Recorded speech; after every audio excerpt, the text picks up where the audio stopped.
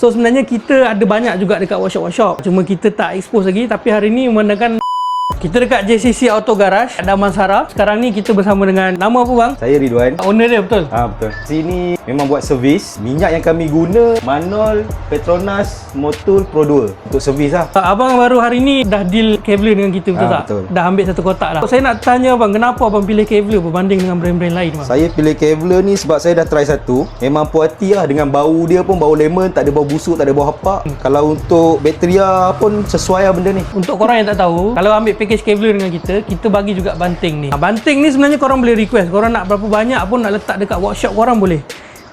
Nampak? So sebelum ni kita banyak share dekat kawash-kawash, auto retailing kan. So sebenarnya kita ada banyak juga dekat workshop-workshop. Cuma kita tak expose lagi. Tapi hari ni memandangkan abang ni pun dah ambil package Kevlar dengan kita. Kita pun ajak abang ni buat video. Abang ni pun supporting. Memang ngam. Untuk orang-orang Damansara, kalau kata korang nak servis kereta, nak hapuskan lipas, boleh datang dekat JCC Auto Garage ni. Abang ni memang serve korang baik punya. Harga pun berpatutan. Bukan setakat servis kereta. Alang-alang servis tu hapuskan lipas sekali. Owner-owner workshop kat luar sana pula, korang nak tak produk hapuskan lipas ni supaya customer korang happy, boleh contact kita sekarang, okey? Kita bagi package yang cun-cun untuk korang.